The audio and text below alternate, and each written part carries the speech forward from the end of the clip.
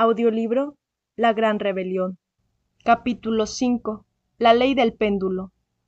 Resulta interesante tener un reloj de pared en casa, no solo para saber las horas, sino también para reflexionar un poco.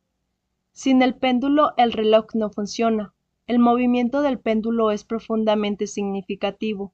En los antiguos tiempos, el dogma de la evolución no existía. Entonces, los sabios entendían lo de que los procesos históricos se desenvuelven siempre de acuerdo con la ley del péndulo. Todo fluye y refluye, sube y baja, crece y decrece, va y viene de acuerdo con esta ley maravillosa. Nada tiene de extraño que todo oscile, que todo esté sometido al vaivén del tiempo, que todo evolucione e involucione. En un extremo del péndulo está la alegría, en el otro el dolor. Todas nuestras emociones, pensamientos, anhelos, deseos, oscilan de acuerdo con la ley del péndulo. Esperanza y desesperación, pesimismo y optimismo, pasión y dolor, triunfo y fracaso, ganancia y pérdida, corresponden ciertamente a los dos extremos del movimiento pendular. Surgió Egipto con todo su poderío y señorío a orillas del río sagrado, mas cuando el péndulo se fue al otro lado, cuando se levantó por el extremo opuesto, cayó el país de los faraones, y se levantó Jerusalén, la ciudad querida de los profetas. Cayó Israel cuando el péndulo cambió de posición, y surgió en el otro extremo el imperio romano. El movimiento pendular levanta y hunde imperios, hace surgir poderosas civilizaciones y luego las destruye, etc. Podemos colocar en el extremo derecho del péndulo las diversas escuelas pseudo-esotéricas y pseudo-ocultistas, religiones y sectas. Podemos colocar en el extremo izquierdo del movimiento pendular a todas las escuelas de tipo materialista, marxista, ateísta, escepticista, etc., antítesis del movimiento pendular, cambiantes, sujetas a permutación incesante. El fanático religioso, debido a cualquier acontecimiento insólito o decepción, puede irse al otro extremo del péndulo, convertirse en ateísta, materialista, escéptico. El fanático materialista, ateísta, debido a cualquier hecho inusitado, tal vez un acontecimiento metafísico trascendental, un momento de terror indecible, puede llevarle al extremo opuesto del movimiento pendular y convertirle en un reaccionario religioso insoportable. Ejemplos: un sacerdote vencido en una polémica por un esoterista, desesperado se tornó incrédulo y materialista. Conocimos el caso de una dama ateísta e incrédula que debido a un hecho metafísico concluyente y definitivo, se convirtió en una exponente magnífica del esoterismo práctico. En nombre de la verdad, debemos declarar que el ateísta materialista verdadero y absoluto es una farsa, no existe.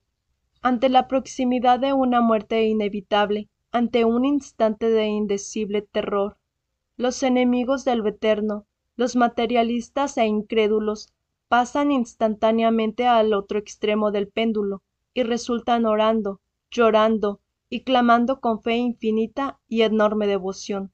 El mismo Carlos Marx, autor del materialismo dialéctico, fue un fanático religioso judío, y después de su muerte le rindieron pompas fúnebres de gran rabino.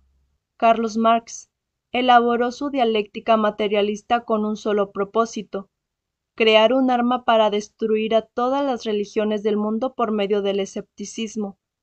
Es el caso típico de los celos religiosos llevados al extremo. En modo alguno podría aceptar Marx la existencia de otras religiones y prefirió destruirlas mediante su dialéctica. Carlos Marx cumplió uno de los protocolos de Sion que dice textualmente: no importa que llenemos el mundo de materialismo y de repugnante ateísmo. El día en que nosotros triunfemos, enseñaremos la religión de Moisés debidamente codificada y en forma dialéctica, y no permitiremos en el mundo ninguna otra religión. Muy interesante resulta que en la Unión Soviética las religiones sean perseguidas y al pueblo se le enseñe dialéctica materialista, mientras en la sinagoga se estudia el Talmud, la Biblia y la religión, y trabajan libremente sin problema alguno. Los amos del gobierno ruso son fanáticos religiosos de la ley de Moisés, mas ellos envenenan al pueblo con la farsa esa del materialismo dialéctico. Jamás nos pronunciaríamos contra el pueblo de Israel. Solo estamos declarando contra cierta élite de doble juego que, persiguiendo fines inconfesables, envenena al pueblo con dialéctica materialista, mientras en secreto practica la religión de Moisés. Materialismo y espiritualismo, con toda su secuela de teorías, prejuicios y preconceptos de toda especie, se procesan en la mente de acuerdo con la ley del péndulo y cambian de moda de acuerdo con los tiempos y las costumbres. Espíritu y materia son dos conceptos muy discutibles y espinosos que nadie entiende. Nada sabe la mente sobre el espíritu, nada sabe sobre la materia. Un concepto no es más que eso, un concepto. La realidad no es un concepto, aunque la mente pueda forjarse muchos conceptos sobre la realidad. El espíritu es el espíritu, el ser, y sólo así mismo puede conocerse. Escrito está, el ser es el ser, y la razón de ser es el mismo ser. Los fanáticos del Dios materia, los científicos del materialismo dialéctico son empíricos y absurdos en un 100%. Hablan sobre materia con una autosuficiencia deslumbrante y estúpida, cuando en realidad nada saben sobre la misma. ¿Qué es materia? ¿Cuál de estos tontos científicos lo saben? La tan cacareada materia es también un concepto demasiado discutible y bastante espinoso. ¿Cuál es la materia? ¿El algodón? ¿El hierro? ¿La carne? ¿El almidón? ¿Una piedra? ¿El cobre? ¿Una nube o qué? Decir que todo es materia sería tan empírico y absurdo como asegurar que todo el organismo humano es un hígado, o un corazón, o un riñón. Obviamente una cosa es una cosa y otra cosa es otra cosa. Cada órgano es diferente y cada sustancia es distinta. Entonces, ¿cuál de todas estas sustancias es la tan cacareada materia? Con los conceptos del péndulo juega mucha gente, pero en realidad los conceptos no son la realidad. La mente solamente conoce formas ilusorias de la naturaleza, pero nada sabe sobre la verdad contenida en tales formas. Las teorías pasan de moda con el tiempo y con los años, y lo que uno aprendió en la escuela resulta que después ya no sirve. Conclusión: nadie sabe nada. Los conceptos de la extrema derecha o de la extrema izquierda del péndulo pasan como las modas de las mujeres. Todos esos son procesos de la mente, cosas que suceden en la superficie del entendimiento, tonterías, vanidades del intelecto. A cualquier disciplina psicológica se le opone otra disciplina. A cualquier proceso psicológico lógicamente estructurado se le opone otro semejante. Y después de todo, ¿qué? Lo real, la verdad, es lo que nos interesa. Mas esto no es cuestión del péndulo. No se encuentra entre el vaivén de las teorías y creencias. La verdad es lo desconocido de instante en instante, de momento en momento. La verdad está en el centro del péndulo, no en la extrema derecha y tampoco en la extrema izquierda. Cuando a Jesús le preguntaron, ¿qué es la verdad?, guardó profundo silencio, y cuando al Buda le hicieron la misma pregunta, dio la espalda y se retiró. La verdad no es cuestión de opiniones, ni de teorías, ni de prejuicios de extrema derecha o de extrema izquierda. El concepto que la mente puede forjarse sobre la verdad jamás es la verdad. La idea que el entendimiento tenga sobre la verdad nunca es la verdad. La opinión que tengamos sobre la verdad, por muy respetable que aquella sea, en modo alguno es la verdad. Ni las corrientes espiritualistas ni sus oponentes materialistas pueden conducirnos jamás a la verdad. La verdad es algo que debe ser experimentado en forma directa, como cuando uno mete el dedo en el fuego y se quema. o como cuando uno traga agua y se ahoga. El centro del péndulo está dentro de nosotros mismos, y es allí donde debemos descubrir y experimentar en forma directa lo real, la verdad. Necesitamos autoexplorarnos directamente para autodescubrirnos y conocernos profundamente a sí mismos. La experiencia de la verdad solo adviene cuando hemos eliminado los elementos indeseables que en su conjunto constituyen el mí mismo. Solo eliminando el error viene la verdad, solo desintegrando el yo mismo, mis errores, mis prejuicios y temores, mis pasiones y deseos, creencias y fornicaciones, encastillamientos intelectuales y autosuficiencias de toda especie, adviene a nosotros la experiencia de lo real. La verdad nada tiene que ver con lo que se haya dicho o dejado de decir, con lo que se haya escrito o dejado de escribir. Ella solamente adviene a nosotros cuando el mí mismo ha muerto. La mente no puede buscar la verdad porque no la conoce. La mente no puede reconocer la verdad porque jamás la ha conocido. La verdad adviene a nosotros en forma espontánea cuando hemos eliminado todos los elementos indeseables que constituyen el mí mismo, el yo mismo. En tanto la conciencia continúe embotellada entre el yo mismo, no podrá experimentar eso que es lo real, eso que está más allá del cuerpo, de los afectos y de la mente, eso que es la verdad. Cuando el mí mismo queda reducido a polvareda cósmica, la conciencia se libera para despertar definitivamente y experimentar en forma directa la verdad. Con justa razón dijo el gran Kabir Jesús: «Conoced la verdad, y ella os hará libres». ¿De qué sirve al hombre conocer 50.000 teorías si jamás ha experimentado la verdad? El sistema intelectual de cualquier hombre es muy respetable, mas a cualquier sistema se le opone otro, y ni uno ni otro es la verdad. Más vale autoexplorarnos para autoconocernos y experimentar un día, en forma directa, lo real, la verdad. Capítulo 6. Concepto y realidad. ¿Quién o qué puede garantizar que el concepto y la realidad resultan absolutamente iguales?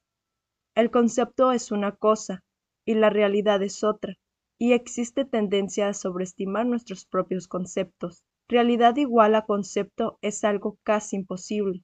Sin embargo, la mente hipnotizada por su propio concepto supone siempre que éste y realidad son iguales. A un proceso psicológico cualquiera correctamente estructurado mediante una lógica exacta, se le opone otro diferente reciamente formado con lógica similar o superior.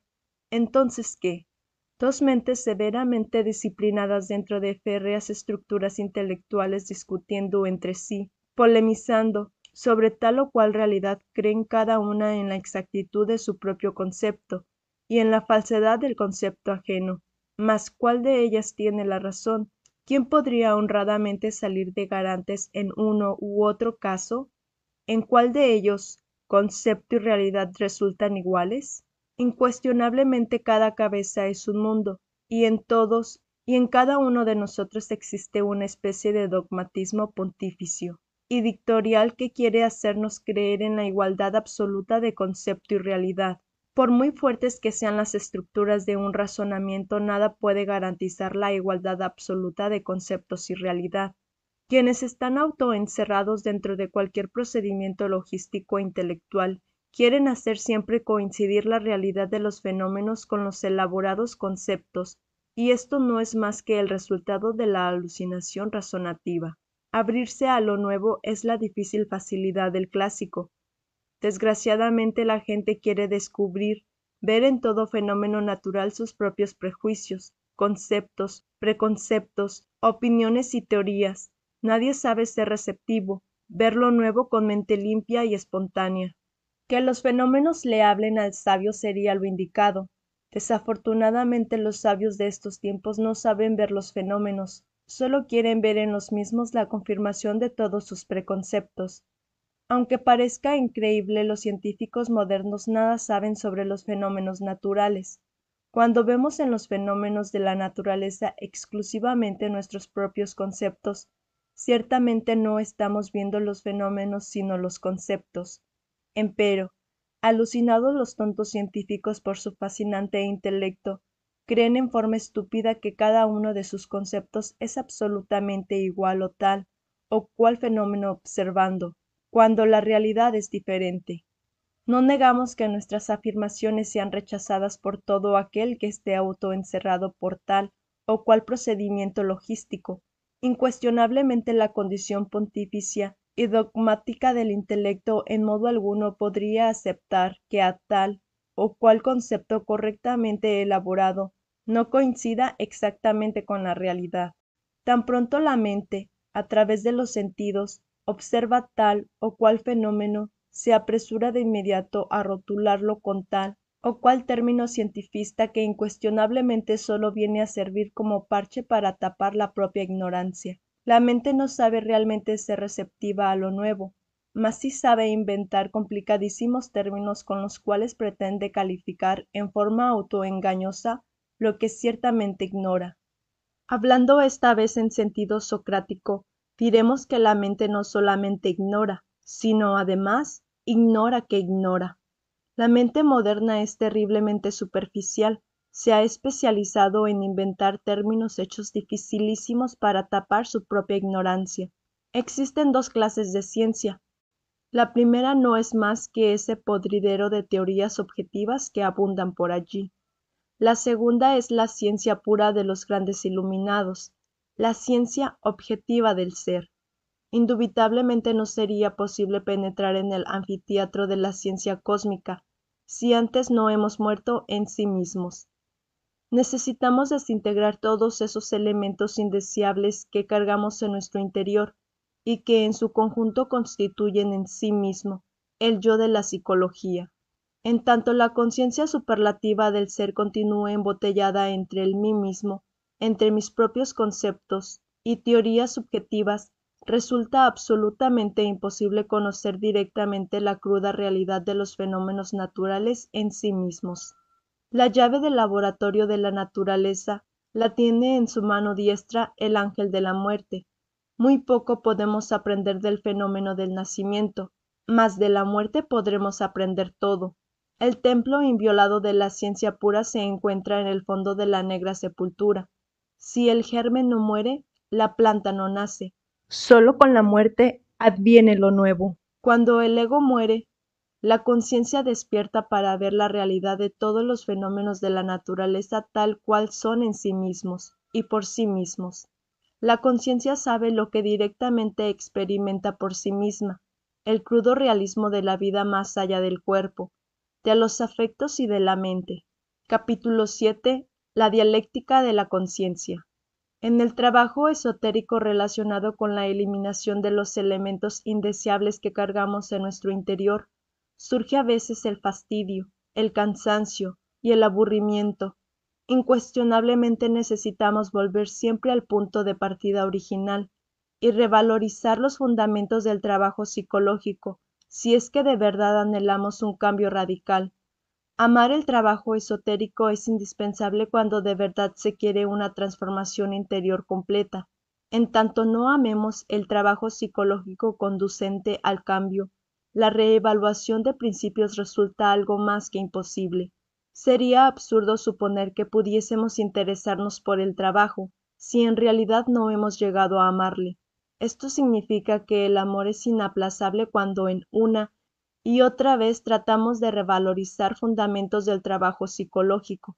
Urge ante todo saber qué es eso que se llama conciencia, pues son muchas las gentes que nunca se han interesado por saber nada sobre la misma.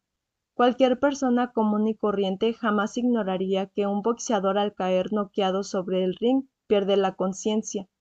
Es claro que al volver en sí, el desventurado pugil adquiere nuevamente la conciencia. Secuencialmente cualquiera comprende que existe una clara diferencia entre la personalidad y la conciencia. Al venir al mundo todos tenemos en la existencia un 3% de conciencia y un 97% repartible entre subconsciencia, infraconsciencia e inconsciencia. El 3% de conciencia despierta puede ser acrecentada a medida que trabajemos sobre sí mismos. No es posible acrecentar conciencia mediante procedimientos exclusivamente físicos o mecánicos. Indubitablemente la conciencia solamente puede despertar a base de trabajos conscientes y padecimientos voluntarios. Existen varios tipos de energía dentro de nosotros mismos. Debemos comprender: primera, energía mecánica; segunda, energía vital; tercera, energía psíquica; cuarta, energía mental; quinta, energía de la voluntad; sexta, energía de la conciencia; séptima, energía del espíritu puro. Por mucho que multiplicáramos la energía estrictamente mecánica, jamás lograríamos despertar conciencia.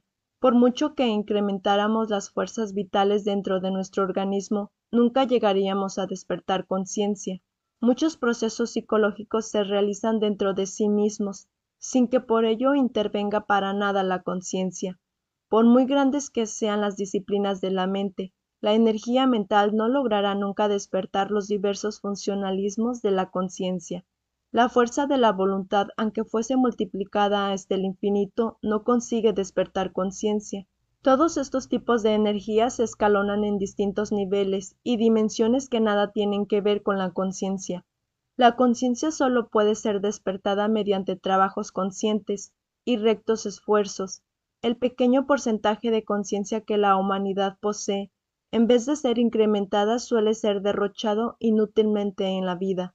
Es obvio que al identificarnos con todos los sucesos de nuestra existencia despilfarramos inútilmente la energía de la conciencia. Nosotros deberíamos ver la vida como una película sin identificarnos jamás con ninguna comedia, drama o tragedia. Así ahorraríamos energía conscientiva. La conciencia en sí misma es un tipo de energía con elevadísima frecuencia vibratoria. No hay que confundir a la conciencia con la memoria, pues son tan diferentes la una de la otra, como lo es la luz de los focos del automóvil con relación a la carretera por donde andamos. Muchos actos se realizan dentro de nosotros mismos, sin participación alguna de eso que se llama conciencia. En nuestro organismo suceden muchos ajustes y reajustes, sin que por ello la conciencia participe en los mismos. El centro motor de nuestro cuerpo puede manejar un automóvil o dirigir los dedos que tocan en el teclado de un piano sin la más insignificante participación de la conciencia. La conciencia es la luz que el inconsciente no percibe. El ciego tampoco percibe la luz física solar, mas ella existe por sí misma. Necesitamos abrirnos para que la luz de la conciencia penetre en las tinieblas espantosas del mí mismo, del sí mismo. Ahora comprenderemos mejor el significado de las palabras de Juan, cuando en el Evangelio dice: «La luz vino a las tinieblas, pero las tinieblas no la comprendieron». Más sería imposible que la luz de la conciencia pudiese penetrar dentro de las tinieblas del yo mismo, si previamente no usáramos el sentido maravilloso de la autoobservación psicológica. Necesitamos franquearle el paso a la luz para iluminar las profundidades tenebrosas del yo de la psicología. Uno jamás se autoobservaría si no tuviese interés en cambiar. Tal interés solo es posible cuando uno ama de verdad las enseñanzas esotéricas. Ahora comprenderán nuestros lectores el motivo por el cual aconsejamos revalorizar una y otra vez las instrucciones concernientes al trabajo sobre sí mismo. La conciencia despierta nos permite experimentar en forma directa la realidad. Desafortunadamente, el animal intelectual, equivocadamente llamado hombre, fascinado por el poder formulativo de la lógica dialéctica, ha olvidado la dialéctica de la conciencia. Incuestionablemente el poder para formular conceptos lógicos resulta en el fondo terriblemente pobre. De la tesis podemos pasar a la antítesis y mediante la discusión llegar a la síntesis, mas esta última en sí misma continúa siendo un concepto intelectual que en modo alguno puede coincidir con la realidad. La dialéctica de la conciencia es más directa, nos permite experimentar la realidad de cualquier fenómeno en sí mismo. Los fenómenos naturales en modo alguno coinciden exactamente con los conceptos formulados por la mente. La vida se desenvuelve de instante en instante, y cuando la capturamos para analizarla, la matamos. Cuando intentamos inferir conceptos al observar tal o cual fenómeno natural, de hecho dejamos de percibir la realidad del fenómeno y solo vemos en el mismo el reflejo de las teorías y conceptos rancios que en modo alguno tienen que ver nada con el hecho observado. La alucinación intelectual es fascinante y queremos a la fuerza que todos los fenómenos de la naturaleza coincidan con nuestra lógica dialéctica. La dialéctica de la conciencia se fundamenta en las experiencias vividas y no en el mero racionalismo subjetivo. Todas las leyes de la naturaleza existen dentro de nosotros mismos, y si entre nuestro interior no las descubrimos, jamás las descubriremos fuera de sí mismos. El hombre está contenido en el universo, y el universo está contenido en el hombre. Real es aquel que uno mismo experimenta en su interior. Solo la conciencia puede experimentar la realidad. El lenguaje de la conciencia es simbólico, íntimo, profundamente significativo, y solo los despiertos lo pueden comprender. Quien quiera despertar conciencia debe eliminar de su interior todos los elementos indeseables que constituyen el ego, el yo, el mí mismo, dentro de los cuales se halla embotellada la esencia.